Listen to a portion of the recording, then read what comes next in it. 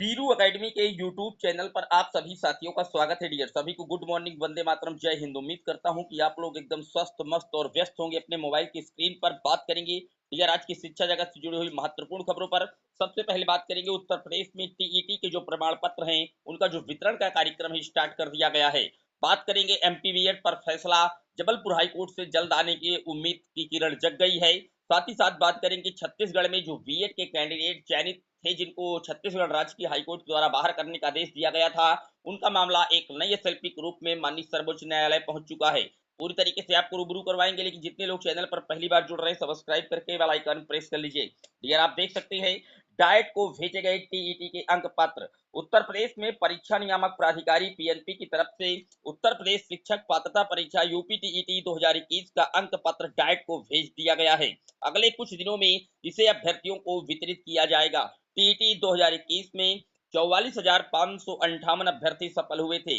इनकी परीक्षा 23 जनवरी 2020 को हुई थी और 8 अप्रैल 2022 को परिणाम आ गया था। इस परीक्षा में बीएड और डीएलएड के अभ्यर्थी शामिल हुए थे। बीएड बनाम डीएलएड के चलते 22 मई 2022 को हाईकोर्ट ने अंक पत्र वितरण पर रोक लगा दी थी। पिछले दिनों सुप्रीम कोर्ट से इस संबंध में फैसला आया तो अब अंक पत्र वितरण के लिए भेजा गया है। डियर आप जानते हैं कि बीएड कैंडिडेटों के जो अंक पत्र हैं प्राइमरी लेवल के, उनको नहीं दिया जाएगा, क्योंकि बीएड अब प्राथमिक लेवल से पूरी तरीके से इनवैलिडेट कर दिया गया 11 अगस्त 2023 के जजमेंट के बाद से। 11 अगस्त 2023 के बाद किसी भी एक पद पर बीएड के लिए जो प्राथमिक के लिए रास्ते थे पूरी तरीके से सर्वोच्च न्यायालय ने बंद कर दिए हैं। तो बीएड के लिए जो प्राथमिक स्तर का सर्टिफिकेट है वो महज एक रद्दी कागज का टुकड़ा बचा हुआ है। बीएड बनाम DElEd diploma in elementary education विवाद के कारण उत्तर प्रदेश शिक्षक पात्रता परीक्षा टीईटी 2021 के प्राइमरी के अंक पत्र वितरण पर लगी रोक हटने के बाद अब वितरण की प्रक्रिया शुरू कर दी गई है।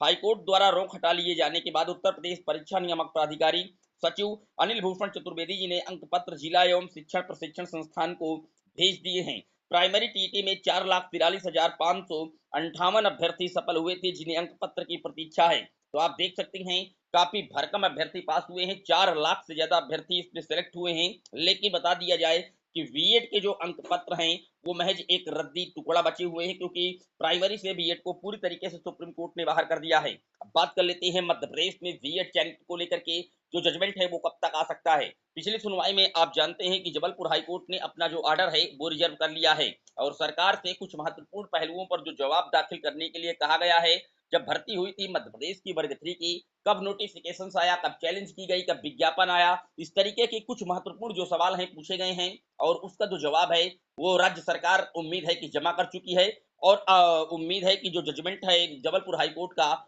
मई के पहले सप्ताह में, पहले ही वीक में जबलपुर हाईकोर्ट के द्वारा जो डिसीजन है वो दे दिया जाएगा। बात कर लेते हैं छत्तीसगढ़ का मैटर। छत्तीसगढ़ का मैटर आप जानते हैं, यहाँ पर जो नियुक्ति पत्र पाए हैं बीएड के कैंडिडेट वो 11 अगस्त 2023 के बाद मिला था और जहां पर छत्तीसगढ़ राज्य की हाईकोर्ट के द्वारा मेरिट और लॉ पर डिसाइड करने का जजमेंट भी आ चुका और वहां पर बीएड को पूरी तरीके से बाहर करने का आदेश छत्तीसगढ़ राज्य की हाईकोर्ट ने दिया था। लेकिन मामले को अब सुप्रीम कोर्ट में एक नई एसएलपी के रूप में चैलेंज किया गया है। छत्तीसगढ़ का मामला आप जानते हैं, कई राज्यों की हाईकोर्ट ने बीएड चयनितों को बाहर करने का जो आदेश है वो लगातार दिया है। चाहे पटना हाईकोर्ट की बात की जाए, चाहे छत्तीसगढ़ राज्य की हाईकोर्ट की बात की जाए, चाहे वेस्ट बंगाल हाईकोर्ट की बात की जाए, लेकिन उसके बाद जब मध्य प्रदेश की क्लैरिफिकेशन याचिका थी जिस पर 8 अप्रैल 2024 को हाल ही में माननीय सुप्रीम कोर्ट ने अपने जजमेंट को एट एजिट रिव्यू के रूप में लेते हुए पुनः जो इसका क्लैरिफिकेशन है वो किया था और उन्होंने कहा था कि 11 अगस्त 2023 के पहले जितने भी राज्य में बीएड सेलेक्ट हो गए हैं, अगर उनका किसी भी कोर्ट ऑफ लॉ पर मामला अपोज नहीं है, चैलेंज नहीं है, तो उनको 1 वर्ष के भीतर 6 माह का ब्रिज कोर्स कंडक्ट करवा करके उनकी जो सेवाएं हैं वो निरंतर जारी रखी जाए बीएड चयनितों की।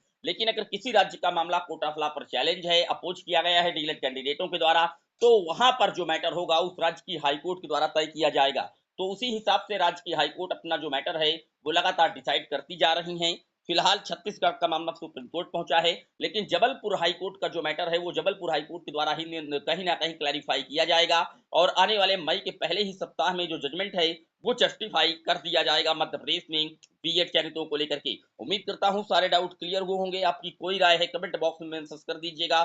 फिर मिलेंगे एक और वीडियो में, तब तक के लिए जय हिंद, जय भारत।